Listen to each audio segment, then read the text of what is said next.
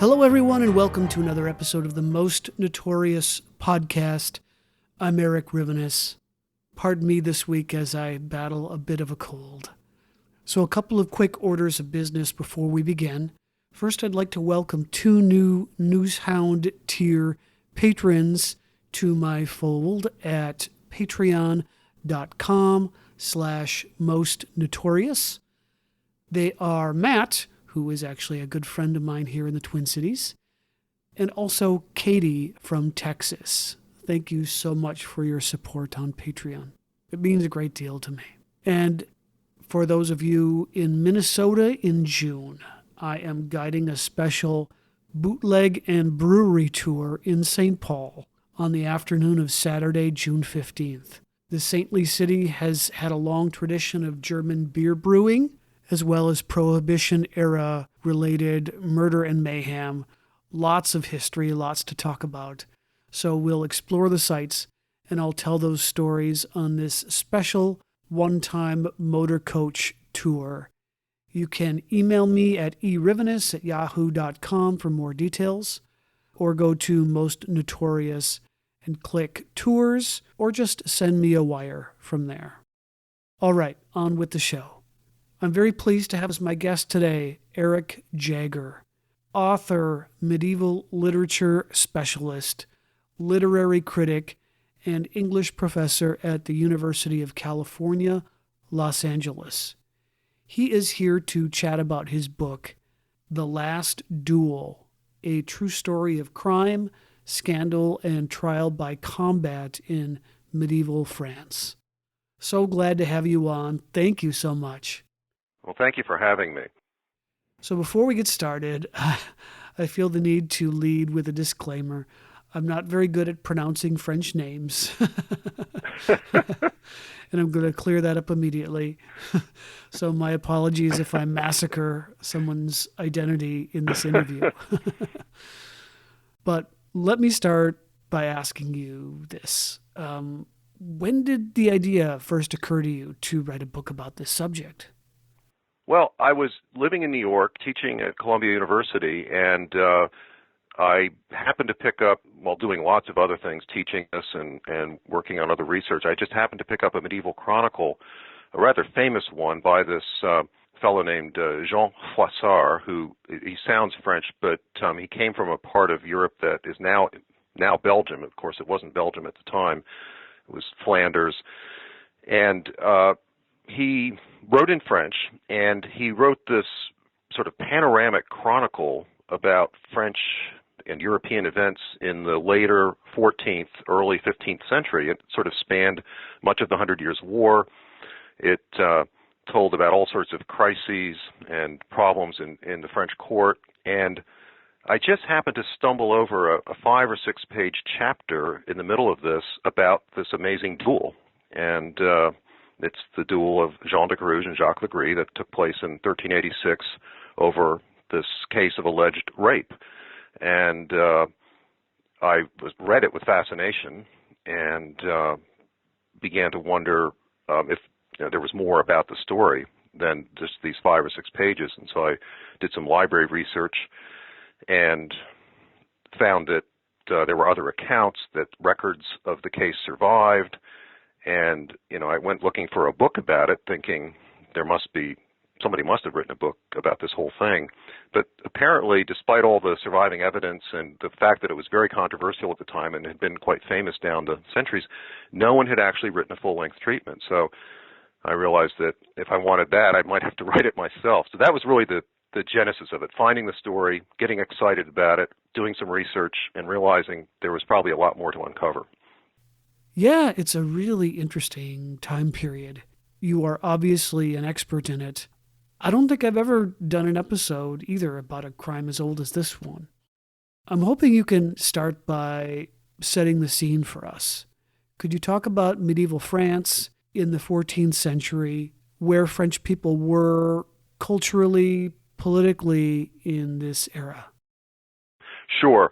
France had become really the richest, it was one of the largest kingdoms in Europe at the time, and it had become very wealthy and populous by 1350 or so. But various problems were starting to sort of creep into the picture. One was the fact that the English king in the 1330s had claimed the French crown as a result of a huge genealogical dispute based on the intermarried royal houses of England and France. So there was this English claim on the throne of France that had resulted in an invasion and a huge battle in 1346, the Battle of Crécy, and then 10 years later, the Battle of Poitiers, 1356, when the English actually captured the French king and took him to London as a hostage, requiring the French to pay an exorbitant ransom of something like just millions and millions of dollars in today's currency.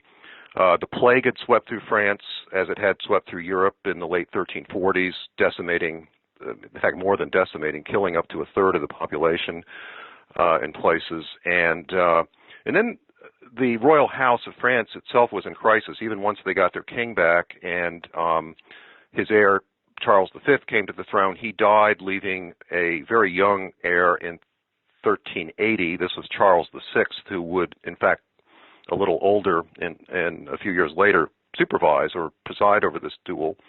He was only 10 or 11 when he came to the throne, which meant that his uncles were basically in charge and running the kingdom for him in a kind of regency. And so you have the English attack, you have this very young king, you have a population that's often on the edge of starvation and very restive, and often there have been peasant revolts in this part of that part of France.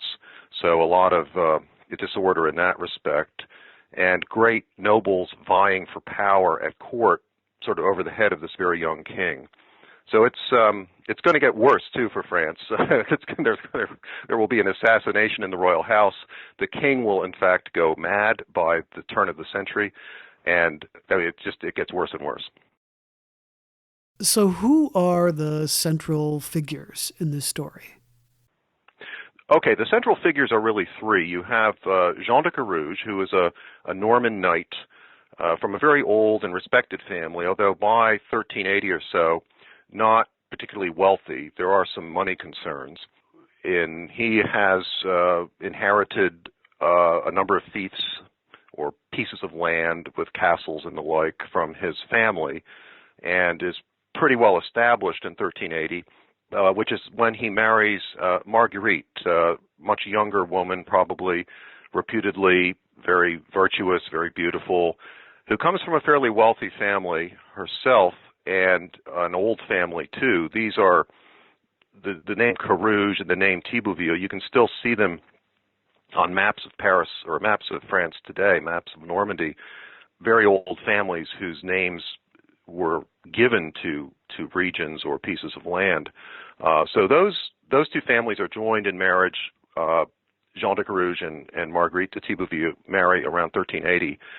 And by this time, Carrouges knows and is quite close to a fellow courtier named Jacques LeGris, who's in the same court in Normandy. It's the court of Count Pierre Valençon at Argentan. And they are fellow courtiers. They are both squires at this time and subject to their lord's call-ups for military service and other sorts of duties. Now, LeGris, unlike Carrouges and Marguerite de Thibouville, is from a much newer family, new money, you might say, and they're not nearly as well established in the Norman nobility, but they have a lot of money. They are nouveau riche, if you like, and Count Pierre values Jacques LeGris in his court much more than he values Carrouges, because LeGris, among other things, provides him with ready cash, is a kind of banker even to Count Pierre. Furthermore, LeGris is educated. He can read and write and has offers administrative skills to Count Pierre as well. So what happens after about 1380, when the marriage of Jean de Carrouges and Marguerite takes place, is a sort of gradual cooling of the friendship between Carrouges and LeGris. And Carrouges has some financial squabbles with Count Pierre, right? There is some land that he covets. land he believes belongs to him, and he's not able to get it. And this is a grievance that causes some conflict. Exactly.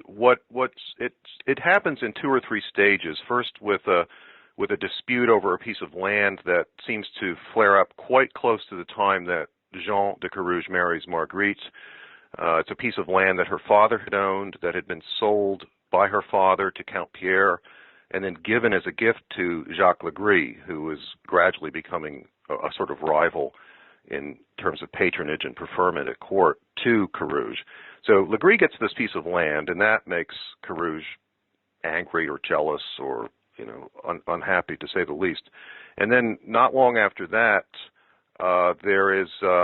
Carrouges loses his father. Jean de Carrouges' father is the captain of an important fort at a place called Belém, and Carrouges reasonably expects to inherit this post when his father dies around 1382, but he does not. And it does not go to LeGris, but it goes to someone else, and Carrouges takes umbrage at this. And then there's a further dispute about some land that Carrouges tries to buy a year or two later, but it's encumbered land, and Count Pierre has the right to prevent the sale of it, and he does exactly that. So by 1383 or 84, Carrouges has had several setbacks at court, which have alienated him to some extent from his lord, but also from his former friend LeGris. And so the situation is worsening as a result. And Marguerite has an interesting lineage, doesn't she? She's the daughter of a treasonous knight. Yes, this is a very interesting thing about Marguerite. For all her virtues and qualities that she brought to this marriage, she did have a sort of checkered past because of her family, not anything that she had done, but her father, Robert de Thibeauville, came from his own noble line of ancient Norman nobles. But back in the middle of the century, when the English had been attacking and winning these victories, and also at this time there were rival claimants for the French throne, other than the French king or the English king himself, Robert had sided, along with many other Norman nobles, with a rebel and rival claimant to the throne, and he was, as a result, imprisoned for a couple of years, and this was quite a stain on the family. Although he was pardoned rather than being executed, perhaps because so many Norman nobles had rebelled, and it would have been impossible to you would have gotten rid of a great deal of the Norman nobility if a severe reprisal had taken place. So the king forgave quite a few. We're talking hundreds of these rebels, but they all, as a result, have a kind of cloud over their heads. And when Marguerite marries Jean, Count Pierre, Jean's overlord, would have been well aware of this, especially because he had been a hostage in England for a year or two during a period of the 100 Years' War, and so he would have perhaps regarded Jean's marriage to this daughter of a former traitor as a kind of affront of some kind. So you write that Carrouges' position in court continues to decline while de Gris' fortunes rise, and the conflict continues between them until a friend at a party or some kind of celebration, I can't remember exactly what, invites them both in an effort to get them to make peace with each other. And there is an uncomfortable moment when Carrouges asks Marguerite to kiss LeGris on the mouth. That's right. What happens, yes, exactly. They're both invited to a kind of Christmas time celebration that has to do, at least nominally, with the birth of a friend's child and the fact that his wife, the friend's wife, survived the childbirth, which was a very dangerous time for women in the Middle Ages. A lot of women did die in childbirth, but it was to celebrate the birth of the child, the rising of the wife from childbed, as they put it, and also the baptism of this child. And so there was this party around Christmas, it appears, in 1384, when LeGris and Carrouges were both present, along with Carrouges' wife, Marguerite. And it could have, I suppose, turned into a fresh spat between the men, but in fact it appears they had a friendly meeting, and Carroughes actually instructed his wife, Marguerite, who was meeting LeGris on this occasion for the very first time, to kiss LeGris as a sign of the renewed friendship and the peace between the two men. So, to all appearances, the two men made up and reconciled at this point in 1384, after several years of a falling out.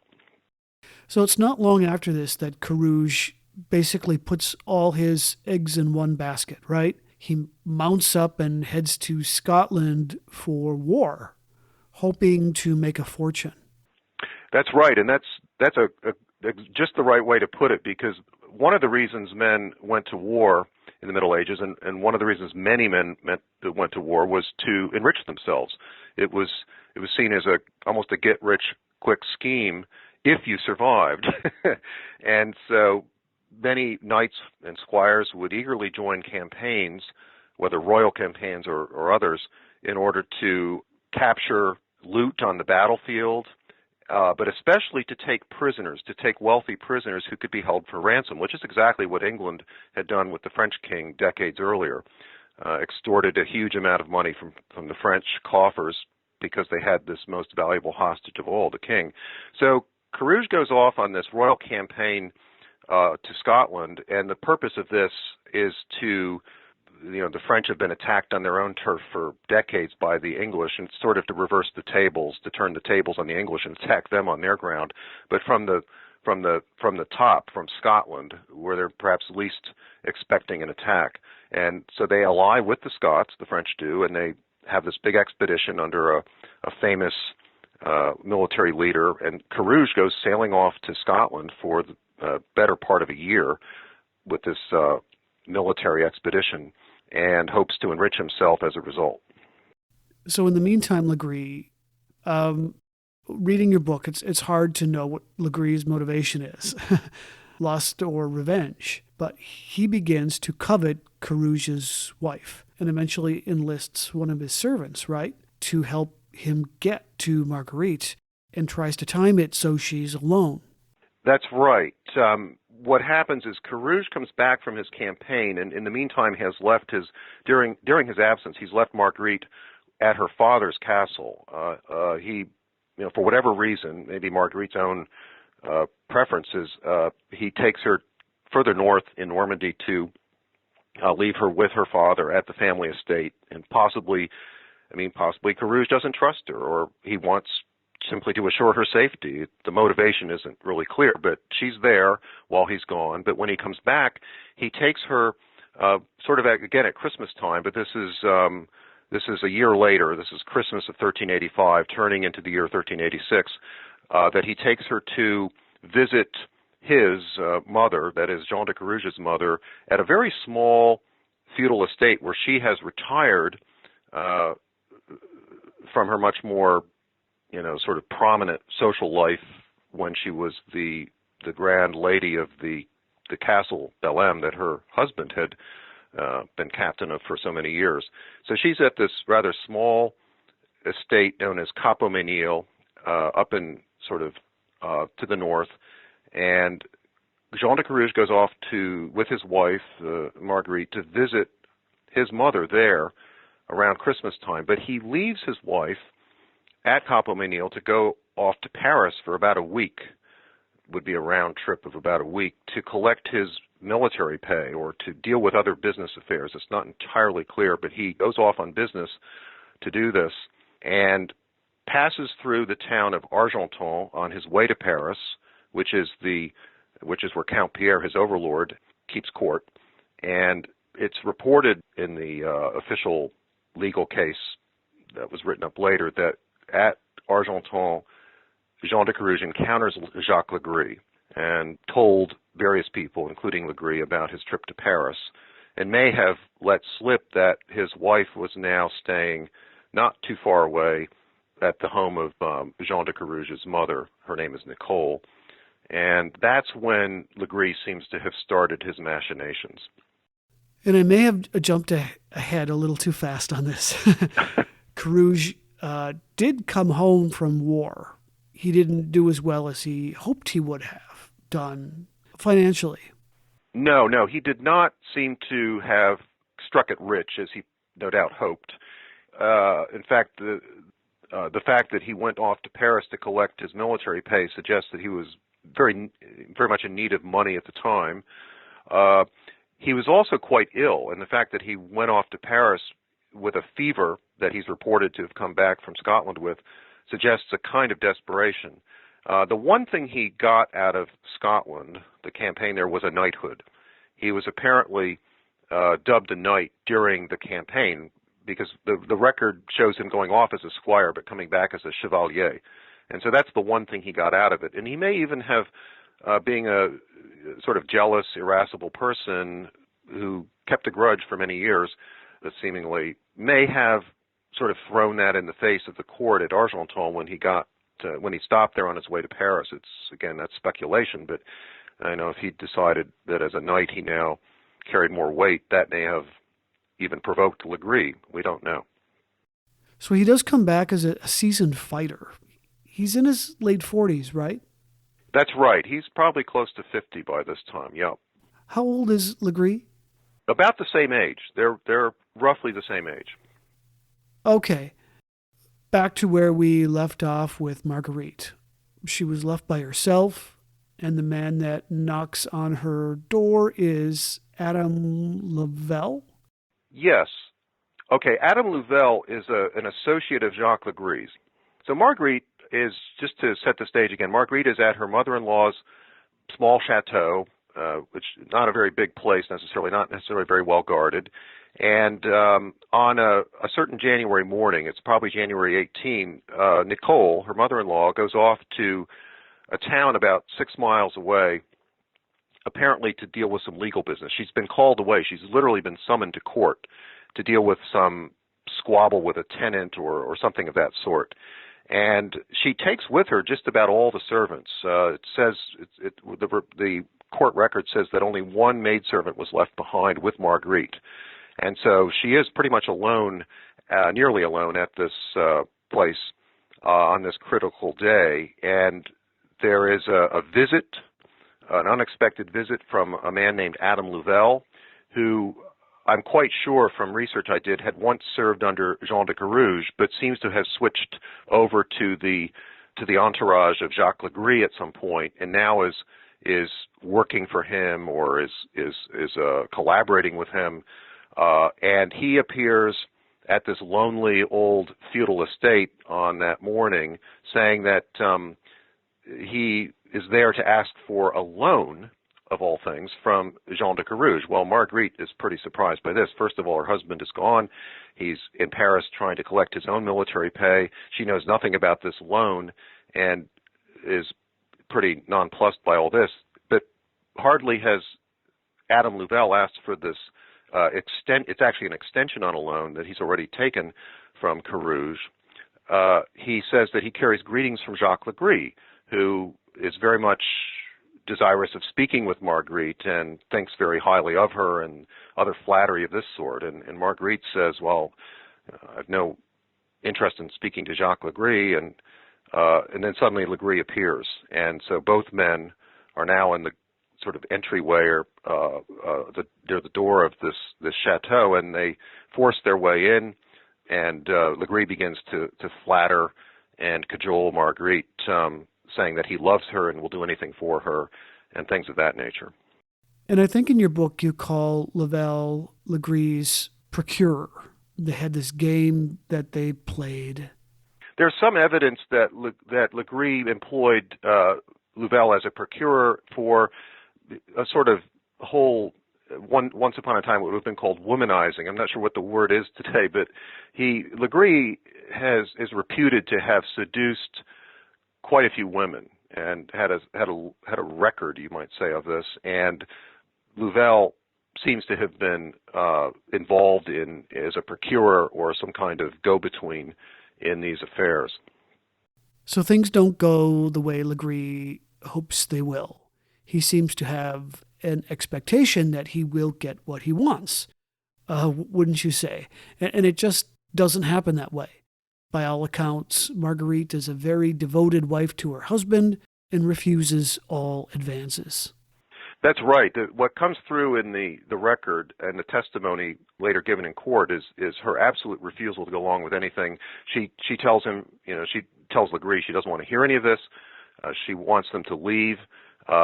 She says that she doesn't want to hear any of this flattery. And so it turns violent. LeGris, according to her testimony, grabs her by the wrist and makes her sit down on this bench, which would be a kind of typical furnishing in that part of such a chateau, and insists that she go along with his wishes. And she refuses, and it becomes even more violent as the two men grab her and carry her upstairs and to a more secluded place in the house. We don't know anything about the whereabouts of this maidservant at this time, but in any case, it seems that these two men overpower her and carry her up a stairway to a bedroom, and LeGris basically uses that situation.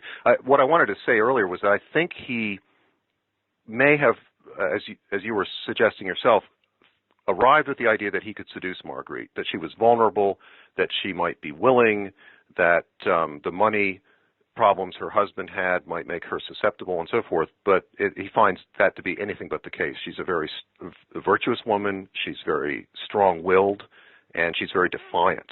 And so these two men essentially overpower her physically. That was a really powerful punch in the book. LeGris assumes he can have his way with her, but she fights so strongly, defends herself so well, that he has to call his cohort in to hold her down. That's right. But also, just to clarify, we only have a single account of what happened, and it is from her, right? We have only one account of what happened in the events that occurred between LeGris and Marguerite. We have her account of that, and then we have LeGris' alibi, which claims that he was nowhere even near this place for that day or the entire week. So what we have is just her account of these particular events. And you're right, what she testified to in court was a battle royal on the staircase, a battle royal in this bedroom upstairs. She even tries to when Jacques LeGris bends down to unlace his boots, she apparently gets free and runs around the bed to another door in this room and tries to escape. He catches her and throws her on the bed, and there's some implication that he even ties her down, that he has to call Louvel back into the room to help him hold her down. According to her account, he stuffs a cap, the cap he's been wearing while galloping up there apparently on the road, stuffs that into her mouth to silence her, because perhaps he's still concerned about that maidservant or someone hearing, and subsequent to that rapes her, according to her account, and then before leaving tosses some coins to her as if in payment for what he has taken from her. So, of course, she refuses the money and throws it back at him, and even manages to vow that she will have justice from her husband and his friends before LeGris and Louvel depart. So how was the crime of rape viewed in France at this time? Women had far fewer rights, right? That's right.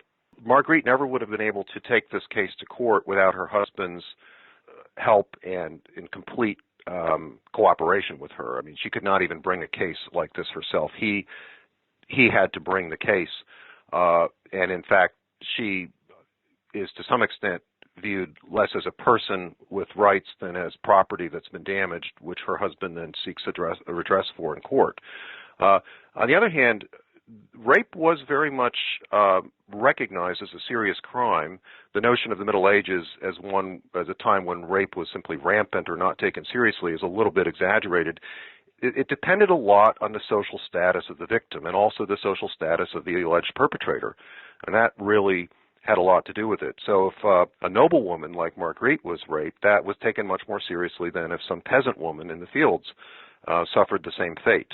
And also, if the perpetrator, in this case a member of the nobility, was of high status, that too was important. And even in addition to that, the social class of the person made a difference. For example, scholars who have studied the adjudication of rape during this period in France have found that a lot of the accused rapists were actually clerics, were from the church. And one incentive, if you will, for them was perhaps the fact that they could get their cases tried in a church court rather than a secular court and get a much easier time of it in the church courts than in the secular courts. So the fact that LeGris was a cleric and that he could, in a legal situation, claim benefit of clergy, as it was known, which allowed him to have his case undertaken in a church court, that may have figured into this as well, in addition to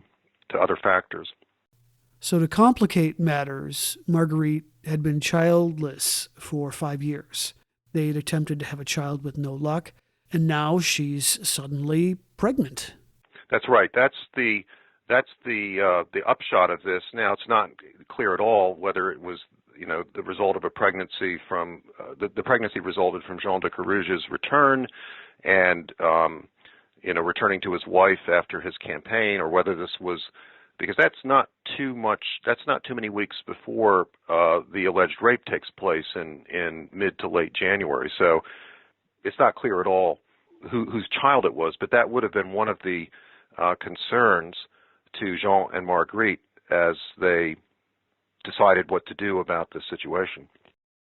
Then Carroughes has a council with his family, and he's just enraged. He believes his honor has been besmirched. How does he pursue justice through the French judicial system? Okay, well, the first thing he does is when he gets back from Paris, Marguerite has been very careful not to tell anyone what's happened, including her mother-in-law, and she waits until Carroughes is back and waits till the evening of that day, apparently, when they're about to go to bed, and they might have some privacy in this great house because all the servants have come back with Nicole, the mother-in-law, Jean's mother. And so Marguerite tells Jean what has happened. And the chronicler makes it sound as if he maybe had a doubt or two. And so he tells his wife, well, if what you have told me is true, very well, I will pursue this. I will pursue justice. But if what you have told me is not true, we will never live together again as man and wife, something to that effect. But he apparently does believes her account. And he calls a family council, which would have been a well-advised thing to do to get the family support. There's some evidence that Nicole de Carrouges, his mother, did not believe Marguerite when the news came out, but there is plenty of evidence that other relatives did, and Jean de Carrouges decides to take the case to the court of his overlord, which would have been the right legal procedure. You take a case like this to your overlord if you have a dispute with a fellow courtier, and that's exactly what this is now. It's a dispute between Jean de Carrouges and Jacques LeGris, in which Carrouges is saying, this man raped my wife, and I want legal redress. And it would have been up to Count Pierre then to call a hearing, which he did do, and to assemble his advisors and clerics and other courtiers and to hear this case out. And that was scheduled, and it took place. But the remarkable thing about it is that Jean de Carrouges and his wife Marguerite were not there. And this is one of those peculiar silences in the story. We just don't know why. Were they prevented from attending? Did they decide not to attend because of some sense of danger? There's evidence, according to Froissart, the chronicler, Count Pierre became so angry at Carrouges for raising this dispute in the first place, as he saw it, that he would have had him killed, it says. And so possibly Jean and Marguerite did not feel safe traveling to Count Pierre's court in order to attend this hearing. A third possibility is that they were calculating that they knew that Count Pierre would side with LeGris and declare LeGris innocent, which is exactly what Count Pierre did. In fact, Froissart, the chronicler, adds that Count Pierre claimed that Marguerite had dreamt it all up, essentially claiming that she'd lied. And so it's possible that Carroughes and his wife, Marguerite, knew that Count Pierre would decide this way, and that would actually be to their ultimate advantage, because then, having received that unfavorable verdict, Carroughes would have the right to appeal his case over the head of Count Pierre to Count Pierre's overlord, who happened to be the king. And that's exactly what Carroughes decided to do. He made an appeal to the king. It's like appealing to the Supreme Court after the lower courts shoot you down, right? That's right. That's right. Very much like that. And this case really begins to capture the imaginations of the French people, yeah? It becomes quite sensational. By the time the king has heard the appeal, which would have been sometime in the spring, as far as one can estimate, the spring of 1386, by the time the case is taken to Paris, it's becoming well known. It's becoming well known in the royal court, among the French nobility, and by the time the duel will take place at the end of the year, the chronicler Froissart says that the story had become known to the very borders of the kingdom and even beyond. This is sort of national news, possibly international news by that time. What is trial by combat? What is a judicial duel? And how common was it in France at this time? Okay. A judicial duel is it looks like, it's often a fight to the death, depending on the nature of the crime. And in criminal courts, where it's a matter of rape or murder or treason, it is a fight to the death. But there are also duels in civil courts over property disputes and things like that, and that is never deliberately a fight to the death. It's just a fight to victory, and the victory then decides the case. So there were various kinds of judicial duels. It's a fight between two people. It's almost always two men, although there are cases in Europe of fights involving women, especially in Germany, it seems. But typically it's two men of the nobility, although there were disputes between peasants that sometimes came to duels. And technically what the duel is, it looks like blood sport, it looks like a spectacle, it has a lot of dimensions, it even has a religious dimension because priests were often present to hear the oaths sworn in advance by the combatants. But at its core, it's the testing of two oaths. Just as in court today, you have two sides typically telling different stories, and the judge or the jury has to decide which story is true. In a judicial combat or a judicial duel or trial by combat, they're all the same thing. What you have is two combatants swearing opposite oaths before the duel. So in this case, Jean de Carrouges would have sworn that he was accusing Jacques LeGris of having, in fact, raped his wife, and Jacques LeGris would be swearing a counter oath that he was innocent and was not guilty at all of this charge. And then the duel would take place in order to tell or to decide which combatant was telling the truth. And the idea was that God would assure a just outcome. And that's why one of the technical names for the trial by combat or the judicial duel at this time is the judicium Dei, the judgment of God, literally, in which God is thought to supervise the duel and assure a just outcome. Now, the duel is a very old custom in Europe. Some of the earliest records go back to the 500s, the 6th century in Burgundy, and it seems to have been practiced throughout much of Europe, Scandinavia, Spain, Italy, Germany, France, and after the Normans conquered England in 1066, it also became common there as well. But it is dying out in France by the time of this particular duel in the late 1300s. It's increasingly disused, increasingly hard to get a duel approved. There are various reasons for this. Lawyers aren't so keen that this is a really good way to decide cases, and the king the king has another reason for suppressing duels, which has been something the kings of France have been trying to do since the early 1300s, even the late 1200s, because they don't like their nobles killing each other. They need their nobles to lead military campaigns and to fight enemies like the English. So to have nobles constantly getting involved in their own duels and knocking each other over and killing each other is a problem. So the kings want to suppress it for their own reasons. So this judicial duel only happens when all other legal options are exhausted, right? That's right. Do both sides have to agree to the duel in order for it to be a judicial duel? That's a good question. There's a very strict procedure that was followed, and it had been laid down for many decades. The document that was being followed in this case had been a royal edict of 1306 by an earlier French king.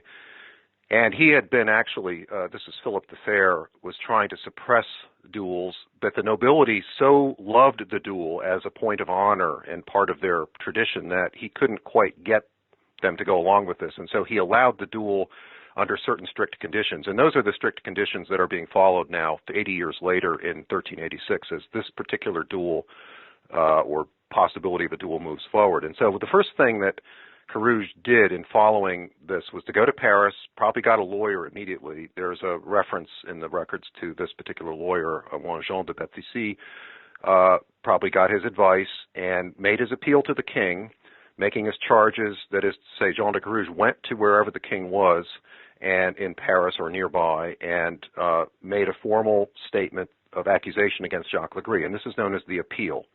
And once he's done that, he's basically started the very slow mechanism of the legal machinery.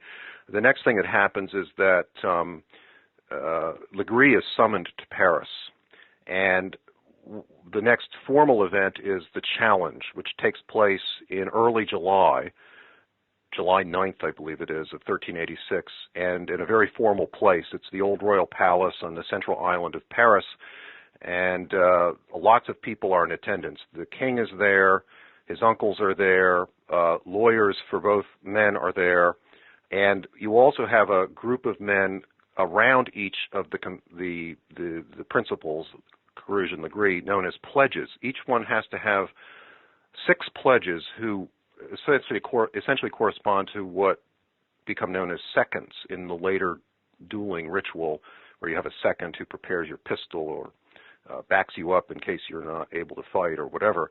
These pledges are all sworn to and compel the principals to the field of battle if, in fact, a duel should be authorized. And so what happens essentially is the number of people involved vastly multiplies, and you can see why the nobility would become very interested in this, especially as you read through the trial records and see that various men of the nobility were cycled in and out of these pledge spots.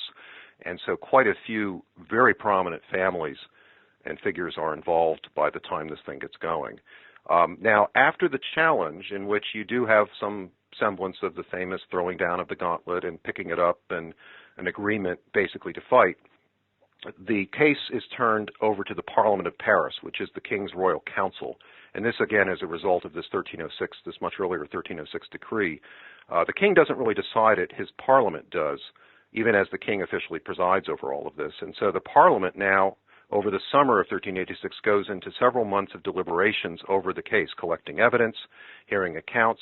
Marguerite comes to Paris. She testifies. Her testimony is written down and summarized eventually in Latin, which is the version we still have that still survives. And LeGris' alibi is recorded, and witnesses are summoned, and the trial record is fairly detailed and complicated, and we know a good deal about what happened over those 2 months because of the surviving records, which are detailed in the book.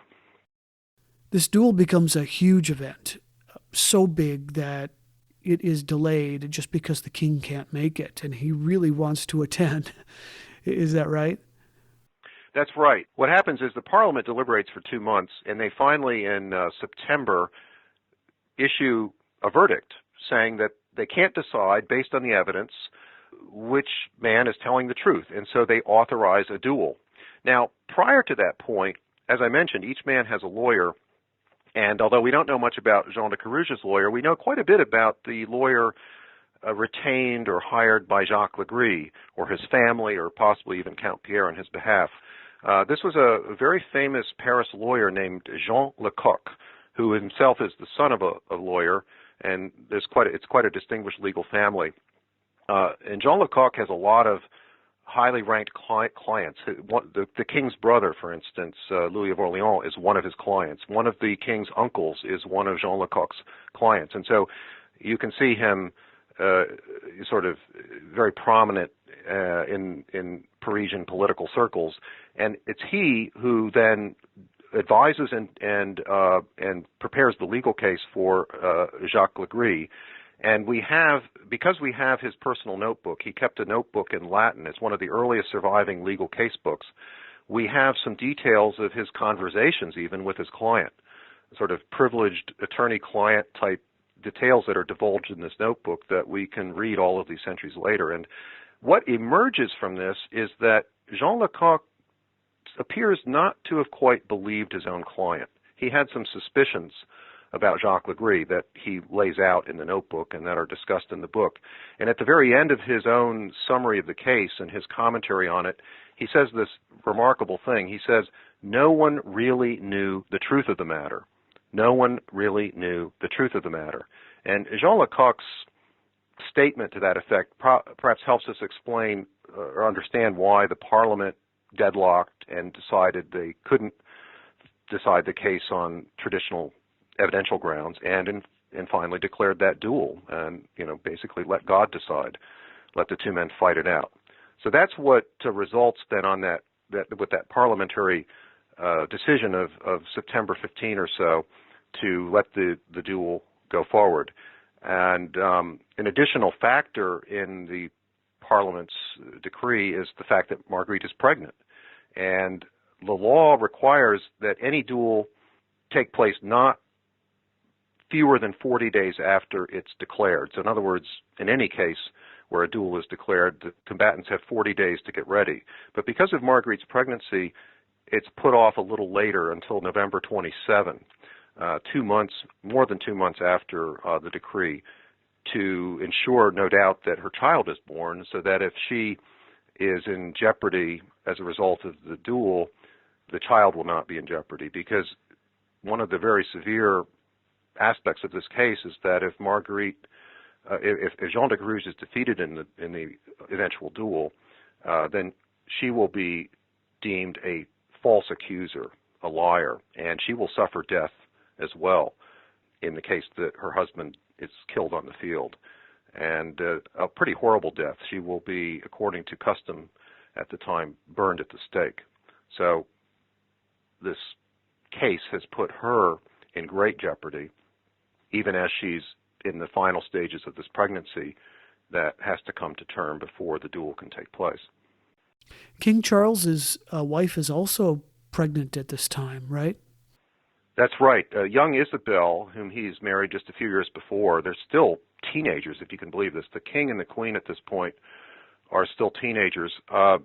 She is pregnant with her first child, and it seems that her child and Marguerite's child are born very close to the same time.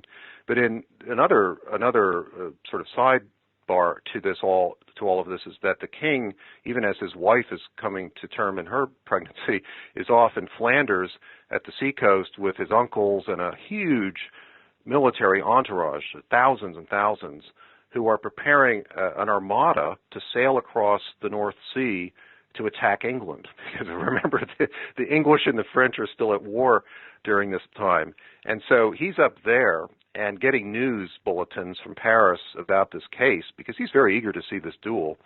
And when he learns that the duel has been authorized by his parliament back in Paris, but also realizes that because of these invasion plans, he may not be back in time to watch it, he sends letters to Paris by courier ordering that the thing be delayed for more than a month and put off from November 27, the original date, to December 29th, which is a big holiday in France. It's the date of the martyrdom for St. Thomas Becket, who was killed at Canterbury centuries earlier, and it's a big holiday. It's part of the French sort of Christmas, New Year holiday period, and this, according to one modern commentator, I think gets it exactly right. The duel was to be the clincher, the centerpiece of the French royal court's Christmas holiday. So yes, it is a very big deal. Am I correct in saying that they had some difficulty finding a venue for the duel? There is no arena specifically for something like this? Well, yes and no. It is rare, and it's something that they had to do quite a bit of preparation for. There are two pretty good venues in Paris at this time still, and they both are at monasteries, strangely enough. And this again reminds us of the religious significance of the duel, in addition to its military and its legal significance, and of course its function as a spectacle. And the place chosen is known as Saint Martin in the Fields, or Saint Martin des Champs, which was once literally out in the fields to the north of Paris, but it's since by this time enclosed by a great wall around the north of Paris, and has its own monastic walls. And then within those, further wooden walls are built to surround the field of battle, which is probably about 100 feet wide and 200 feet long or so, and so somewhat elongated, a rectangle of smoothly raked sand where the two men can face off, and then around that this sturdy wooden wall that is built to prevent any escape or any interference from the outside, and then beyond that you have great stands or scaffolds built for the royal court and the various uncles. In fact, we know from records that the Duke of Burgundy, the king's oldest and most influential uncle, was busy commissioning carpenters to build a very nice stand for him and his court to watch the duel from. So it's a big deal. It really is the centerpiece of this Christmas court for the French king, and lots and lots of outlays in carpentry and other preparations to prepare this field. Much of my knowledge of medieval duels before I read your book came from the novel Ivanhoe. Okay. But these are how they typically went down, and please correct me if I'm wrong. Two men begin on horseback. They charge each other on horseback with lances, so the joust is first. Then when they're both dismounted, they finish their fight with swords or axes or whatever weapon they choose until a victor is determined. Is that a pretty good explanation of how these duels worked? They seem to have been conducted in two main stages. That's right. You have the phase on horseback, after which either they're unhorsed or they dismount. They deliberately dismount and then carry on with swords. And I mean, in some sense, the shorter the weapon, the closer they're fighting. The horseback, the mounted charge involves lances, and so they're aiming these great lances at each other as they charge. But once they're unhorsed or dismount, they fight with swords, a shorter weapon, and they're of course much closer to each other. There may have been some axe combat as well, as I describe in the book, while they're on their horses. This was a fairly common thing. There were shorter axes designed specifically for use in the saddle, and we have some evidence from details of this case, including even some wall murals or tapestries. This case was so famous that it became a subject of art. Though most of the art has disappeared now, we have records of tapestries and wall paintings or murals that depicted this duel, and axes seem to have figured in it as well. But it would be basically from lance to sword to dagger, so that by the time the two men might be on the ground fighting away and kind of wrestling, they would be using their shortest, but in some ways their most deadly weapons, daggers, in an effort to kill each other. So the duel between Carrouges and LeGris, could you take us through it? Sure. So what happens is the two men are left on the field after they've sworn their oaths. There's a whole ceremonial prelude to the duel in which they actually ride onto the field with their entourage, and these are pages or squires who are there to help them arm. They sit in these great chairs that are set onto the field, facing off across the field. At one point, they actually present, this is while they're still on horseback coming in, I believe, they present scrolls that have been prepared by their lawyers. They hold these up almost like weapons, and that's a kind of symbolic representation of the fact that they have charged each other, charge and countercharge, with committing this rape, as Carrouges is accusing LeGris, and LeGris basically is accusing Carrouges of lying about this. and they present these scrolls as embodiments of their legal cases. Then they dismount, they sit on the thrones, they are called forward separately but also eventually together to swear their oaths before priests. At one point, the two men actually lock their left hands, not their right hands, as you might with a regular friendly contract, but their left hands, the sinister hand, to indicate a hostile contract to fight each other to the death, as priests look on and sanctify these oaths. And then the altars and the priests leave the field, and the thrones are removed, or these great chairs are removed, and the men are left with their horses. They are assisted into the saddle in their heavy armor by their pages or squires, and at this point they would have had with them at least one lance, probably two swords, a long and a short one, possibly an axe, as well as daggers. And the marshal of the field, who represents the king, steps forward between the two men who are at opposite ends of this long field, and he throws a glove into the air and shouts, "Laissez-les aller." And soon after that, a moment or so after that, which means let them go, and soon after that, he shouts, "Faites vos devoirs," do your duty. And at that point, he leaves the field, the gates are slammed shut, and the two men on horseback with their lances at the ready face each other down the field, and that's when they charge and gallop toward each other. And we don't have a whole lot of detail about what happened exactly during the passes with the lance between the two. And there's even one report that LeGris refused to mount his horse and stood his ground, literally, as Carroughes attacked him on horseback. But at some point, the two men are unhorsed on the ground, and they're fighting with their swords. And we have a pretty detailed account of this part of the fight in several chronicles, and it's clear that Carroughes is severely wounded at one point in the thigh, and LeGris seems to have the advantage. And one of the chroniclers reports that all of Carroughes' supporters, his family, his friends, were in great fear for his life. But then LeGris either slips on some blood that's already been spilled on the ground, or Carroughes manages to throw him back and to the ground.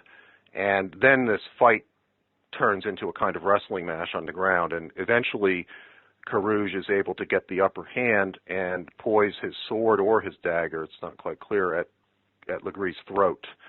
And despite the 60 pounds of armor that each is wearing, and which covers much of their bodies, there are vulnerable points. And LeGris apparently is still protesting his innocence, and Carroughes is shouting at him, "Confess, confess." And LeGris denies he's done it. And so Carroughes thrusts his sword or his dagger home and kills LeGris right on the field. And once LeGris is dead, the victorious knight marches over to the king's stand and receives the king's blessing and approval and honors that go with this, and even money. Eventually, Carroughes is rewarded by the king. And meanwhile, LeGris' body is stripped of its armor and dragged off the field and out the city gate to this great hill where the stone gallows of Paris stands, and his body is hung from chains on this stone gallows to rot for the next several months as a sign of what happens to liars, rapists, traitors, and so forth. And Carroughes, it's basically, rises in the ranks, becomes the king's royal squire, and is really stepped onto a much larger stage than earlier in his life as a result. Marguerite is, of course, saved from a terrible fate, and the victorious couple actually go to Notre Dame, the cathedral, about a mile to the south of the field of battle, and there they give thanks to God. And there's a report that Carroughes places on the altar at Notre Dame the armor of his slain enemy as a gift to God, as a sacrifice, as a sign of gratitude. It's so interesting, isn't it, that they would exhaust all legal options, rules, laws, courts, and then when all else fails, let them have at it and give God the credit or the blame for the outcome. The two don't seem to mesh very well, do they? This is one of the strange things about medieval society. You know, you look at something like a judicial duel, and to all appearances, it's kind of like World Federation Wrestling or something. It's just like, wow. I mean, and there's a dead, somebody dies at the end of this, and you just think of it, okay, it's blood sport, it's extreme sport, it's a spectacle, but it really does have all these layers. It's a judicial process about testing an oath, and there are other. One of the things that happens as the duel disappears is that torture gets revived, because that's another way of extracting truth from bodies. The duel is its own way of extracting truth from human bodies by making those bodies fight. Torture is another way, and it's not a very pleasant way, and it's sort of one of the negative consequences of the decline of the duel, that torture gets more or less revived. But okay, the duel has these multiple dimensions, and it's legal, it's military, it's religious, but it's also a crowd pleaser. It's something people flock to. I don't think I mentioned this, but the implication from the records is that thousands of people would have witnessed this duel, and they would have had to do so in complete silence. There were very strict rules about the spectators. There's no shouting, no cheering on one man or another. You could lose an ear or a thumb if you interfered in any way with the outcome, including through shouting. So people were required to sit on the ground and keep quiet and to behave themselves very well during this whole thing. And so there's that whole dimension as well. Yeah, and it was quite the romantic display, wasn't it? Marguerite was certainly thrilled that she wasn't going to be killed. There's a wonderful passage in Froissart, the main chronicler, about Marguerite at the field. For one thing, it's reported that just before the duel begins, she and Jean have a last word with each other, and she says, he actually formally asks her in the hearing of the whole crowd, "Lady, on your evidence, I am about to hazard my life in combat with Jacques LeGris. You know whether my cause is just and true." And Marguerite is reported to have answered, "My lord, it is so, and you can fight with confidence, for the cause is just." To which the knight simply replies, "Let it be in God's hands." And those are the last words they speak. But Froissart also gives us this wonderful vignette about how I'll have to sort of recall this from memory, but he basically says that the lady, you will understand, must have been she was in great peril and a great fright as this duel was about to begin. "And I don't know," he says, "for I never spoke with her, whether or not she now regretted having gone so far with the matter, because the verdict of the court was that if her husband should lose and die, she too would, sacrifice her life."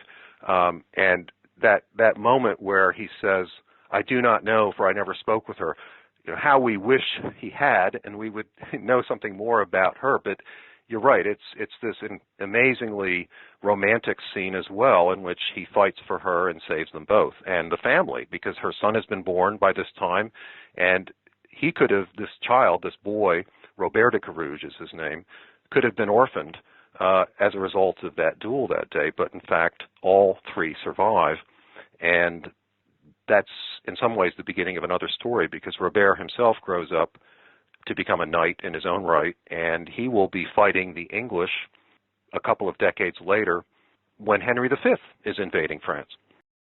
Your account of the duel is just spectacular, and we don't have time to get into the details now. People can read it for themselves if they want to. It's pretty great. Sure. I do want to ask you one last question. Okay. I know I'm asking you to speculate. What do you think about this question of rape, based on all of the accounts you've read? Do you think LeGris raped Marguerite? I'm really glad you asked that, because when I was doing the research for the book, which was over a number of years, and part of which was reading very carefully the court records, the surviving documents. Well, two things. First of all, reading things that had been written about this case over the centuries, and little articles here in legal journals and in chronicles and so forth, the whole range of it, it became clear that most commentators, almost all of whom were men, by the way, very few women have written about this particular case, and over the centuries at least, most of the commentators seemed to believe that Marguerite was mistaken. They held off from saying that she was lying, but they seem to have, most of them think that it was a case of mistaken identity. And that's pretty much how this case was treated about pretty much up to the time I wrote this book. There are three possibilities, essentially. One is that she was lying and made the story up, as Count Pierre claimed. The other is that she was honestly mistaken and mistook LeGris for another. And the third is that she was telling the truth. And two things, basically. I became very much aware that the opinion was against her and thought that she'd made a mistake. But then as I read the records, I became, especially her testimony, I became convinced that she was telling the truth. And the appendix to the book talks a bit about why I came to this conclusion. But if I hadn't come to that conclusion, I probably would not have written the book. It was my sense that Marguerite was telling the truth and that she'd been given sort of she'd been misunderstood. The evidence hadn't been read very carefully, that a lot of these critics had come to what I thought was the wrong answer. And I pretty much demolish, I think, in the appendix to the book, this theory of mistaken identity. I mean, I will admit, no one knows the truth, just as the lawyer said, and it's possible she was making this up. But I believe her, and I decided that I thought she was telling the truth. But I don't think anyone can take refuge in this theory of mistaken identity. I mean, that just doesn't work, and I think I show quite clearly why it doesn't work, because it's an inconsistent. It's inconsistent with itself. The theory, it just doesn't fit the facts. So I remain, very much one of those who believes Marguerite's story, but there is a lot we don't know about this case, and people will inevitably make up their own minds. So this book is pretty much available everywhere books are sold: Amazon, Barnes & Noble, local bookstores. True. It's been a while since you've written this book, right? About 15 years. It was published 15 years ago. It's amazing you were able to recollect the details so clearly. I know you deal in medieval history and literature on a regular basis, though. Do you have anything else in the works? Have you been working on any other books? Well, there is one book that came out about 5 years ago. It's called Blood Royal, and it I think I mentioned briefly at one point in our discussion the brother of the king, who was a client of Jean Lecoq, LeGris' lawyer, the brother of the king named Louis of Orleans. Well, because of the internal disputes in the royal house in France, he ends up murdered about this is about 20 years later. On one dark November night in 1407, a gang of men armed with axes and swords and clubs descends on him in a Paris street and just cuts him to pieces. And this is a huge crime, a very big mystery. It sets all of Paris on edge. The whole city is in a panic, and it has a lot of national and even international repercussions, because the king by now is mad for most of the year and in and out of lucidity. And his brother, Louis, has been in charge of France. Well, when his brother Louis ends up dead, the question is, who's in charge of France now? And so the story of Blood Royal is really the story of a mystery, a huge political assassination, a very high-level political assassination, and the solving of the crime. And in this case, I was able to tell that story because of a remarkable scroll that survives, a 30-foot parchment scroll that is preserved at an archive in the south of France that records the day-to-day, almost hour-by-hour, even minute-to-minute investigative process undertaken by the chief of law enforcement in Paris, a knight, a noble, a diplomat, and the head of the police named Guillaume, who is in charge of this murder investigation and manages to solve it over the next week or so and reveal an even bigger mystery and danger as a result, which is going to have future political repercussions because of what he discovers. But it's basically the story of a criminal case, its solution, and one of history's first detectives, really, and that is Guillaume, the lawman. Well, that sounds excellent. It's now officially on my list of things to read. Well, thank you so much for your time. Thank you so much. It's been a pleasure. Again, I've been speaking to Eric Jager about his book called The Last Duel, a true story of crime, scandal, and trial by combat in medieval France. This has been another episode of the Most Notorious podcast, broadcasting to every dark and cobwebbed corner of the world. I'm Eric Rivenis, and have a safe tomorrow. This is Stacy on her motorcycle. What an incredible view! And this is Stacy off her motorcycle. Does this have sucralose in it? On her motorcycle. Oh, the wind in my hair! Off her motorcycle. It's pronounced et cetera, not et cetera. On. Woohoo! Yes! Off. No. You're better on your bike. And with basic policy starting at $75 a year, quote today at Progressive.com. Progressive Casualty Insurance Company and affiliates. Annual premium for basic liability policy not available in all states.